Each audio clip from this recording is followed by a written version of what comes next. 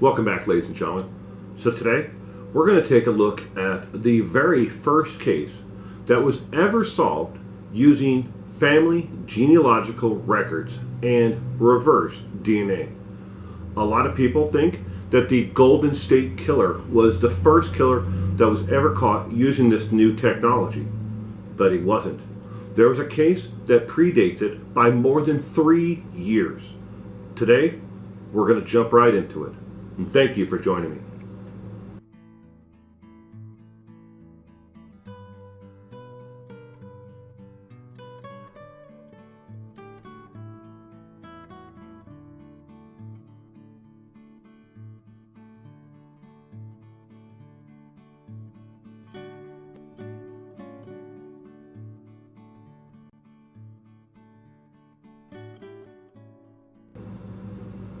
A woman from Washington State is curious about her ancestry and decides to form her first family tree as kind of a hobby, a craft project, if you will, looking at her family's genealogy and trying to piece together where everyone fits within the family tree. A woman's interest in her family's DNA led to a shocking arrest in a cold case double murder in Washington State. Chelsea Restad didn't think much about DNA when she uploaded years before, until the 2 police officers showed up at her door in 2018. Chelsea Restad knew very little about her family history. Matter of fact, she knew nothing of any cousins, uncles, or grandparents who were out there. She knew of a couple cousins, maybe, but she didn't know much of the family genealogy, and she was curious. I wondered, she said, if I was to sit back and try to put together a genealogical book of my own, like I've seen online, I wondered how long it would take for me to do so. I couldn't name a single one of my great-grandparents, cousins, or nephews. I knew they had to exist, but I knew none of them. In 2013, she decided to purchase a subscription to Ancestry.com to begin building her family tree. It became a hobby, something to pass the time on the weekends when she was home alone and her husband and her children were off. And in 2015, she won a free DNA kit from Ancestry.com after submitting a photo of herself. I was flabbergasted that somebody would pick my photo to be the best photo to win this award. She uploaded her profile, but then didn't think about much of it.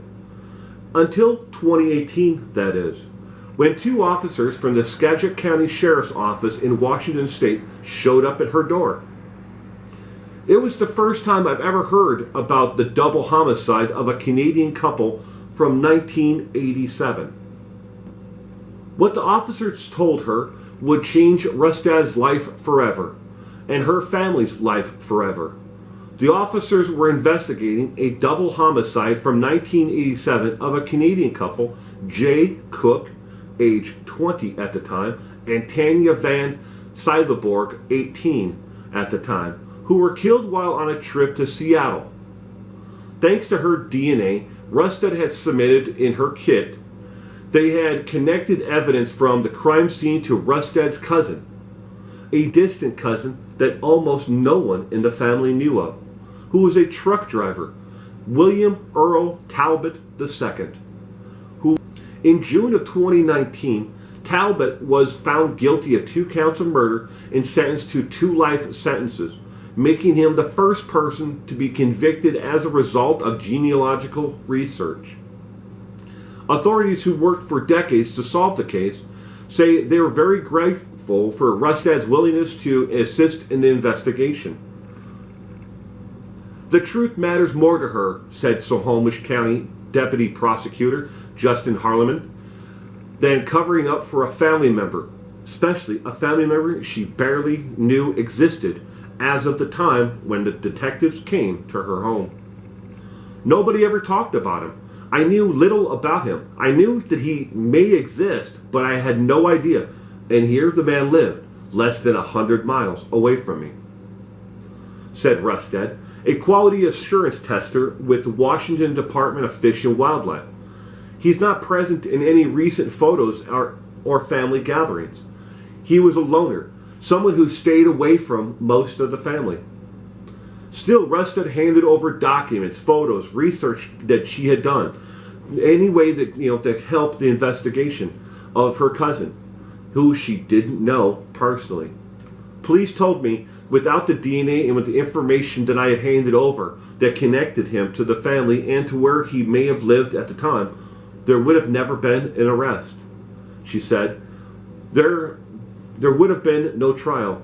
That family would have never had any answers. The family never would have received closure for what happened to their loved one.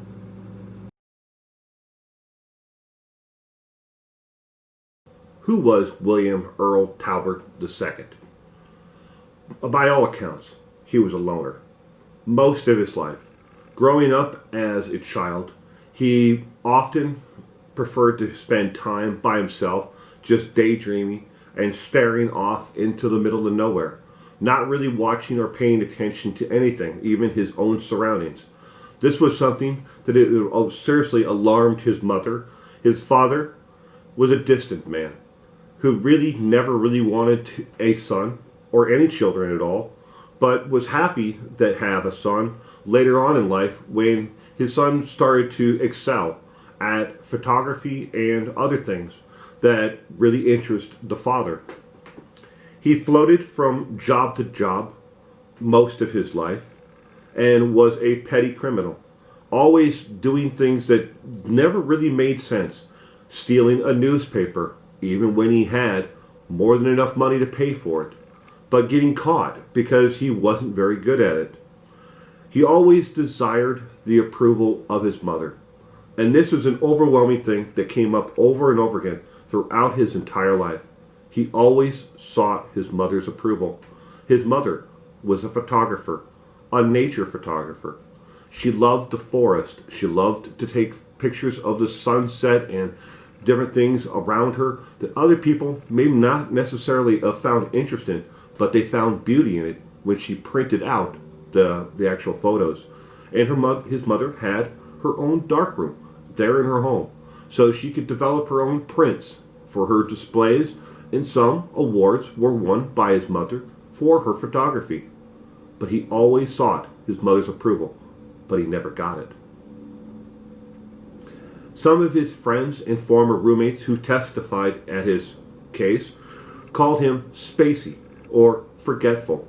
Again, going back to his earlier years when he would just forget because he was daydreaming or whatever, just staring off into the middle of nowhere, not caring about what was going on around him. Sometimes forgetting to go to work completely, just spending days on end, staring out the window, wondering what life was out there. But yet, too afraid to leave the Monroe area around Seattle, where he lived most of his life. Sometimes he would take walks within the forest around Monroe for days at a time, sleeping out right on a log or next to a river, not caring about anything at all, and then finding eventually back to his car and then going back to work if he still had a job. He became extremely violent when drunk or when under the influence of alcohol, according to his former roommate, who eventually terminated and kicked him out of the place where he was living because he became violent towards him and to other people who were there one night for a social gathering. His father side of the family, the Talbot side of the family, always considered little William to be damaged goods. They could never understand him. He just didn't seem to fit in with the other kids. Always staring off. Never wanting to take part in anything. Unless, for some strange reason, it actually interested little William. Growing up, they described him as distant. A spacey little kid. Someone who just daydreamed his life away. That is who William Earl Talbot II was. Now, he will be remembered as a murderer, a cold, sadistic murderer, who most likely committed this murder to rob, to steal a Minolta camera from this couple. That's right. A camera that cost less than $200 was most likely the reason why he attacked both of them, and then dumped the boy 65 miles away from where the actual crime happened. 65 miles. Driving him in the van that was shown here in this video. They do believe that both of them were killed there in a blitz attack on that day. That neither one of them survived. And there was no sexual motivation for killing her. He did nothing with her. He just killed them both to steal the camera. Thank you for joining me today. And for each and every one of you out there, please stay safe. Don't forget to give this video a thumbs up if you liked it. Comment down below and share it with your friends. Until next time.